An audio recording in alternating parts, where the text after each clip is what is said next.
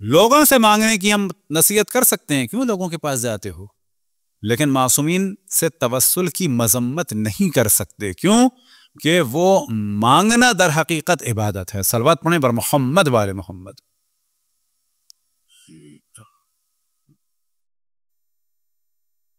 اب اگر آپ چاہیں کبھی عبادت کریں تو یاد رکھیں اللہ سے مانگیں، لیکن صرف اس شرط کے ساتھ کہ وہ قادر ہے، حی ہے، ہم سے بہتر ہماری ہر چیز کو جاننے والا ہے، ہم اس سے مانگ رہے ہیں، مرضی اس کی ہے۔ اب ہر وقت آپ مانگتے رہیں تو مطمئن ہو جائیں کہ یہ خود ایک عبادت ہے، بہت بڑی عبادت ہے مانگنا ہر وقت اللہ سے، لیکن اس شرط کے ساتھ کہ اس سے بحث نہیں کرنی ہے، وہ جو ہمیں مناسب سمجھے۔ اب دعا کے بارے میں یاد رکھیں کہ دعا انبیاء کی بھی فوراً نہیں قبول ہوتی ہے، قبول ہوتی ہے فوراً نہیں ہوتی ہے، یہ غلط فہمی ہے ہمارے ہاں، اللہ کی مصلحت ہوتی ہے۔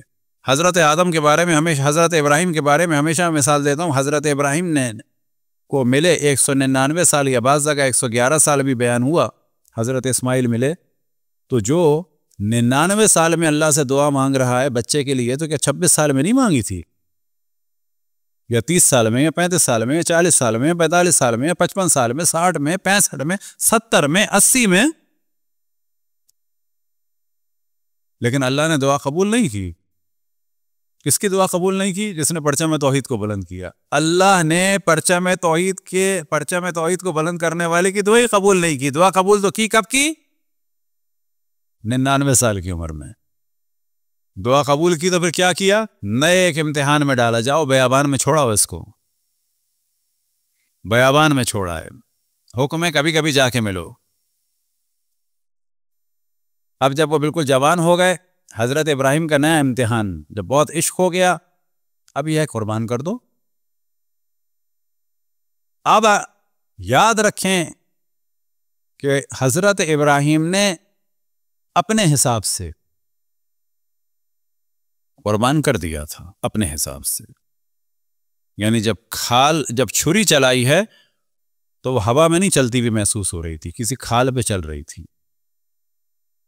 اور جب چلی ہے تو ایسا نہیں جیسے کسی روٹی پہ چل رہی ہو، نہ گرم خون نکل کے ٹکرا رہا تھا۔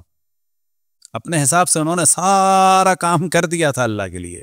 اب آپ تصور کریں، جس نے تمام عمر دعا کی، اللہ نے انہیں بچہ نہیں دیا تو کب دیا؟ 99 سال کی عمر میں دیا۔ پھر اس کے بعد حکم دیا اس بدترین بیابان میں چھوڑ کے آ جاؤ، وہ وہاں پہ چھوڑ کے آ گئے۔ پھر حکم یہ ہے کبھی کبھی ملنے جاؤ، وہ کبھی کبھی ملنے جاتے تھے۔ پھر حکم یہ ہے کہ جب وہ بالکل جوانی پر پہنچ گئے تو اب کہا کہ اسے قربان کرو۔ پھر یہ حکم ہے کہ واقعاً قربان کرو، چھری چلا دو، انہوں نے چلا دی۔ یہ سب کچھ ہو گیا تو وہ بنے خلیل اللہ۔ جناب ہاجرہ کی کیفیت کیا ہے کہ بچہ پیاس سے تڑپ رہا ہے تو وہ پریشان ہو گئیں، کبھی صفا کبھی مروہ، کبھی صفا کبھی مروہ، لیکن جب پانی دیکھا، حضرت اسماعیل ایڑیاں رگڑ رہے ہیں، پانی دیکھا تو گھبرا گئیں، اس کے بعد بھی پانی دیکھ کے ہی گھبرا گئیں۔ زمزم، رک جا۔ یہ امام حسین اسی ذریت حضرت ابراہیم میں سے ہے۔ امام حسین فرزند حضرت ہاجرہ ہے۔